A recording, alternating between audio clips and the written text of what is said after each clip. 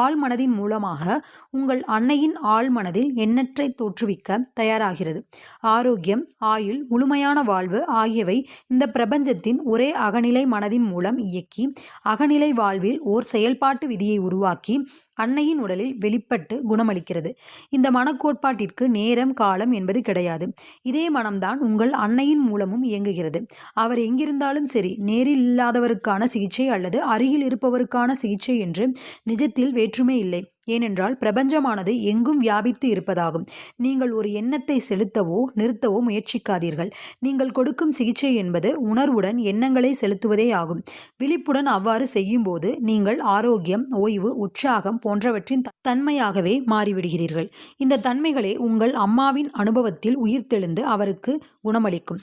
அருகில் இல்லாமல் தொலைவில் உள்ள ஒருவருக்கு சிகிச்சை அளிப்பதற்கான ஒரு சரியான உதாரணம் கீழே கொடுக்கப்பட்டுள்ளது.